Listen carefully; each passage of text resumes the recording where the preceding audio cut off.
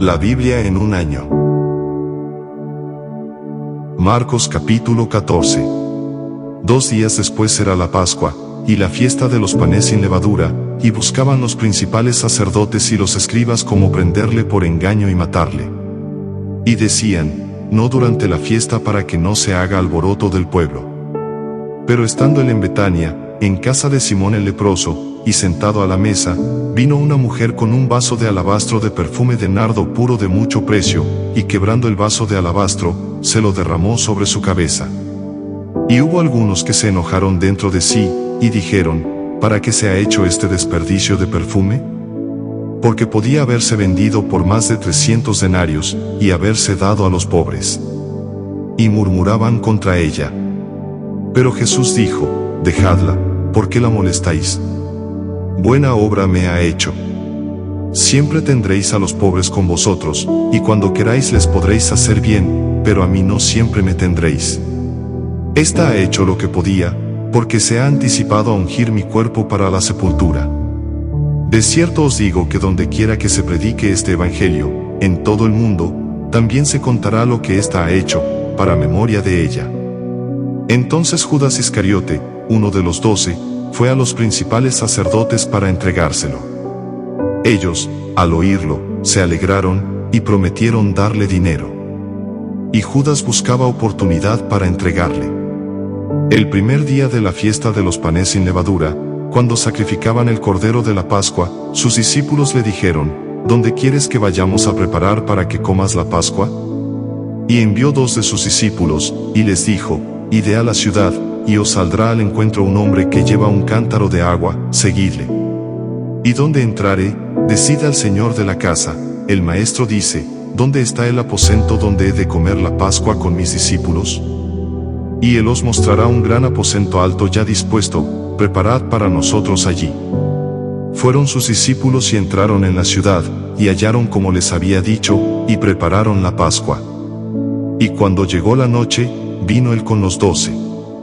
Y cuando se sentaron a la mesa, mientras comían, dijo Jesús, de cierto os digo que uno de vosotros, que come conmigo, me va a entregar. Entonces ellos comenzaron a entristecerse, y a decirle uno por uno, ¿seré yo? Y el otro, ¿seré yo? Él, respondiendo, les dijo, es uno de los 12, el que moja conmigo en el plato. A la verdad el Hijo del Hombre va, según está escrito de él, mas ay de aquel hombre por quien el Hijo del Hombre es entregado. Bueno le fuera a ese hombre no haber nacido. Y mientras comían, Jesús tomó pan y bendijo, y lo partió y les dio, diciendo, tomad, esto es mi cuerpo. Y tomando la copa, y habiendo dado gracias, les dio, y bebieron de ella todos. Y les dijo, esto es mi sangre del nuevo pacto, que por muchos es derramada. De cierto os digo que no beberé más del fruto de la vid, hasta aquel día en que lo beba nuevo en el reino de Dios. Cuando hubieron cantado el himno, salieron al monte de los olivos. Entonces Jesús les dijo, todos os escandalizaréis de mí esta noche, porque escrito está, heriré al pastor, y las ovejas serán dispersadas. Pero después que haya resucitado, iré delante de vosotros a Galilea. Entonces Pedro le dijo, aunque todos se escandalicen, yo no. Y le dijo Jesús, de cierto te digo que tú, hoy, en esta noche, antes que el gallo haya cantado 2 veces, me negarás 3 veces. Mas él con mayor insistencia decía, si me fuere necesario morir contigo, no te negaré. También todos decían lo mismo. Vinieron, pues, a un lugar que se llama Getsemaní, y dijo a sus discípulos, sentaos aquí, entre tanto que yo oro. Y tomó consigo a Pedro, a Jacobo y a Juan, y comenzó a entristecerse y a angustiarse. Y les dijo, mi alma está muy triste, hasta la muerte, quedaos aquí y velad. Yéndose un poco adelante, se postró en tierra, y oró que si fuese posible, pasase de él aquella hora.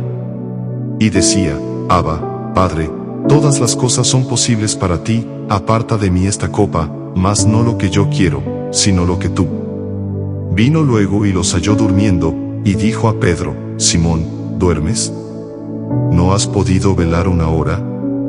Velad y orad, para que no entréis en tentación, el espíritu a la verdad está dispuesto, pero la carne es débil. Otra vez fue y oró, diciendo las mismas palabras. Al volver, otra vez los halló durmiendo, porque los ojos de ellos estaban cargados de sueño, y no sabían qué responderle. Vino la tercera vez, y les dijo, dormid ya, y descansad. Basta, la hora ha venido, he aquí, el Hijo del Hombre es entregado en manos de los pecadores. Levantaos, vamos, he aquí, se acerca el que me entrega.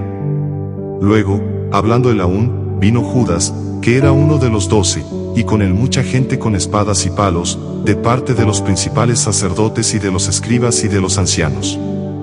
Y el que le entregaba les había dado señal, diciendo, al que yo besare, ese es, prendedle, y llevadle con seguridad. Y cuando vino, se acercó luego a él, y le dijo, Maestro, Maestro. Y le besó. Entonces ellos le echaron mano, y le prendieron. Pero uno de los que estaban allí, sacando la espada, hirió al siervo del sumo sacerdote, cortándole la oreja. Y respondiendo Jesús, les dijo, ¿cómo contra un ladrón habéis salido con espadas y con palos para prenderme?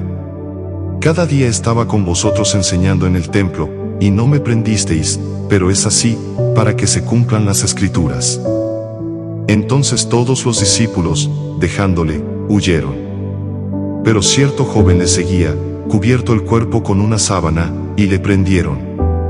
Mas él, dejando la sábana, huyó desnudo. Trajeron, pues, a Jesús al sumo sacerdote, y se reunieron todos los principales sacerdotes y los ancianos y los escribas. Y Pedro le siguió de lejos hasta dentro del patio del sumo sacerdote, y estaba sentado con los alguaciles, calentándose al fuego.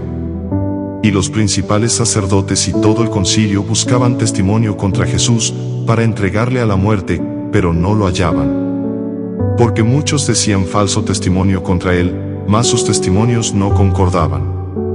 Entonces levantándose unos, dieron falso testimonio contra él, diciendo, nosotros le hemos oído decir, yo derribaré este templo hecho a mano, y en 3 días edificaré otro hecho sin mano.